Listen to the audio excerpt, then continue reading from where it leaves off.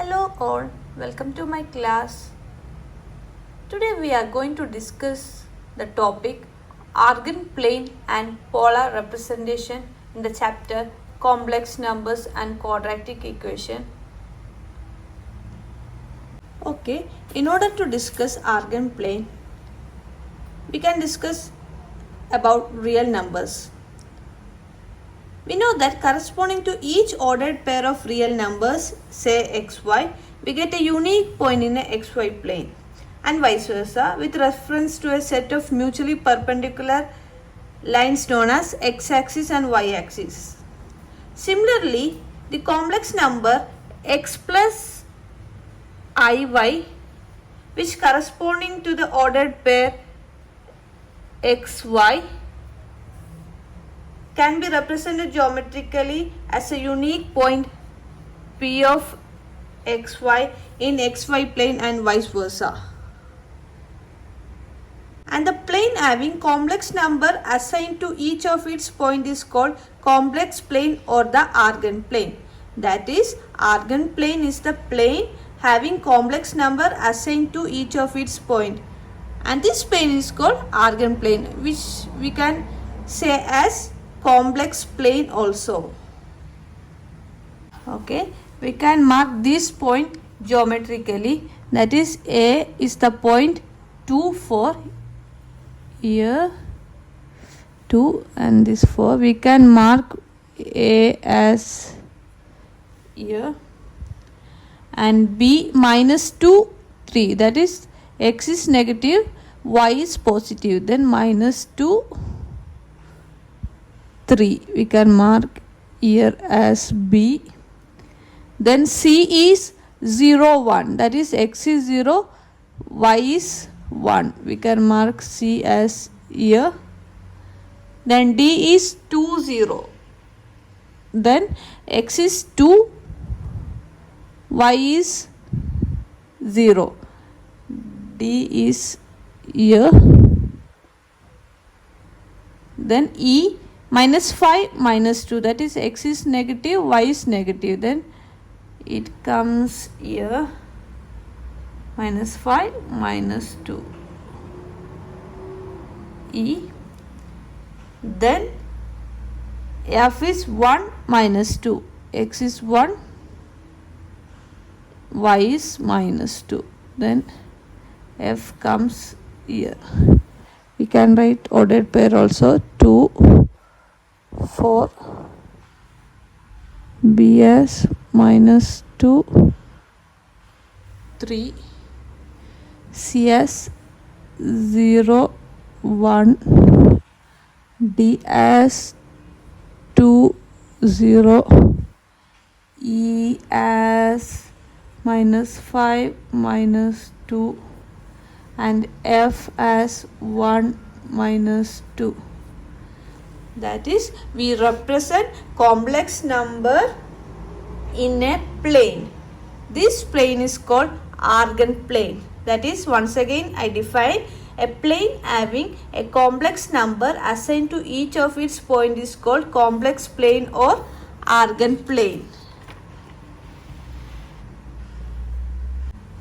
From figure, we can see that distance from origin O to the point P of xy is written as root of x square plus y square.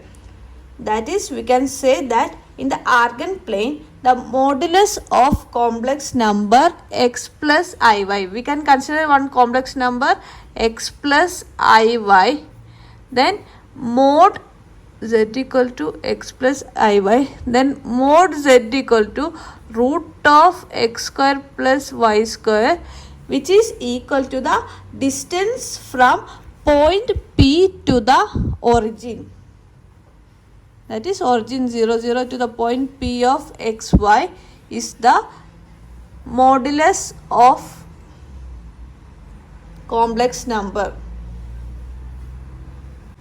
We can say that the complex number of the form a plus I0 is the point on the x-axis, and the complex number of the form 0 plus IB is a point on y-axis. Here B equal to 0, here A equal to 0. The x-axis and y-axis in the Argand plane are called the real axis and imaginary axis respectively. That is, x-axis is called as real axis and y-axis is called as imaginary axis. Imaginary axis.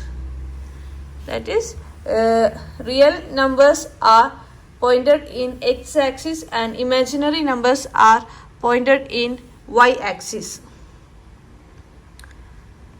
Let us consider a complex number z equal to x plus iy. Then conjugate of z equal to x minus iy. This can be represented in Argand plane as a ordered pair p of xy and conjugate as q of x minus y. Geometrically, the point x minus y is the mirror image of the point xy on the real axis. That is, p of xy is in the plane xy and q of x minus y in the plane xy dash. That is, we can say that conjugate of a complex number is the mirror image of the ordered point of complex number. That is, a complex number z equal to x plus iy, which has ordered points xy, and its conjugate as ordered points q of x minus y, and these 2 points are the mirror images. Next topic is polar representation of complex number.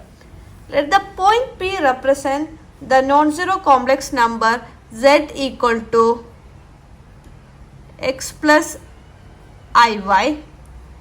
Let the directed line segment OP be of length r and theta be the angle which OP makes with the positive x-axis. Okay. Then we may note that the point P is uniquely determined by the ordered pair of real numbers r theta. These ordered pairs are called polar coordinates of point P. These r theta are called polar coordinates of point P. Then we consider the origin as the pole and positive direction of x-axis as initial line. Then we have x equal to r cos theta, y equal to r sin theta. Therefore, z equal to r into cos theta minus I sin theta. The latter is said to be the polar form of complex number. That is, z equal to r into cos theta minus I sin theta is the polar form of complex number. Here r equal to root of x square plus y square, which is equal to mod z, is the modulus of z, and theta is called the argument or amplitude of z, which is denoted by arg z. Arg z. For any complex number z not equal to 0, there correspond only one value of theta in 0 less than or equal to theta less than 2 pi for z not equal to 0. However, any other interval of length 2 pi, for example minus pi less than theta less than or equal to pi can be such interval. We shall take the value of theta such that minus pi less than theta less than or equal to pi called the principal argument of z and denoted by rz. Now discuss one example. Represent the complex number z equal to 1 plus I root 3 in the polar form. Solution. Let 1 equal to r cos theta, then root 3 equal to r sin theta. That is here x equal to r cos theta, that is x equal to 1, y equal to root 3 which is equal to r sin theta. By squaring and adding,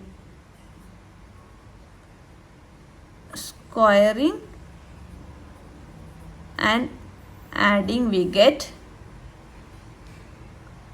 r square into cos square theta plus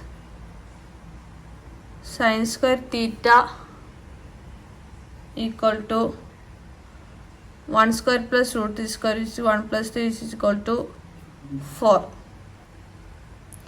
and cos square theta plus sin square theta equal to 1. Therefore r equal to root 4 which is equal to 2. Therefore cos theta equal to 1 by 2, sin theta equal to root 3 by 2. That is, we substitute the value of r in the equation 1 and equation 2. Then we get cos theta equal to 1 by 2, sin theta equal to root 3 by 2. Therefore theta equal to pi by 3. Therefore required polar form is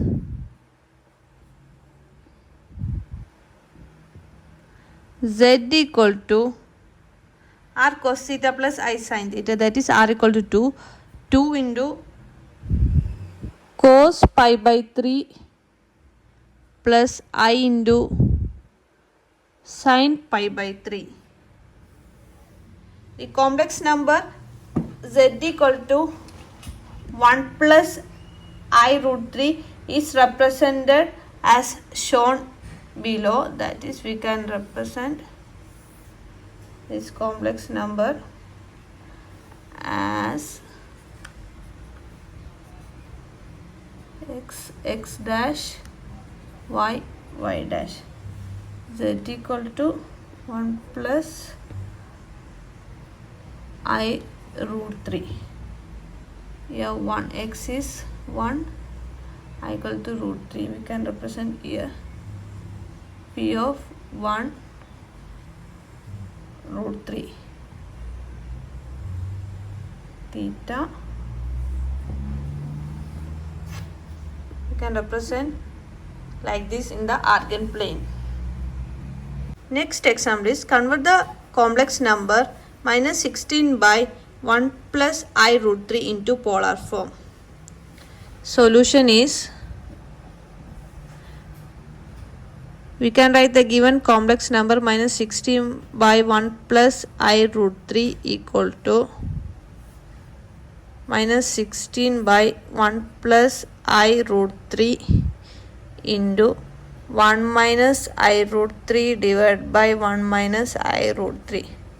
That we simply multiply and divide by 1 minus I root 3, which can be written as minus 16 into 1 minus I root 3 divided by, this is in the form a plus b into a minus, which is equal to a square minus b square, that is 1 minus I root 3 the whole square, which is equal to minus 16 into 1 minus I root 3 divided by 1 plus 3, which can be written as minus 4 into 1 minus I root 3,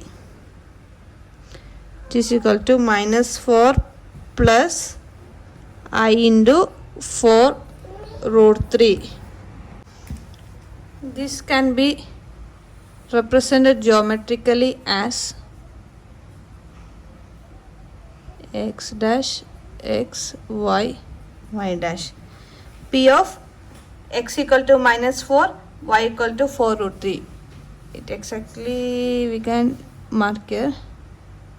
P of minus 4 and 4 root 3.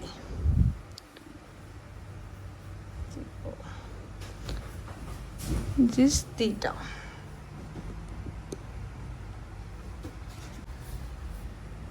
Then let minus 4 equal to r cos theta and 4 root 3 equal to r sin theta. This can be equation 1 and 2.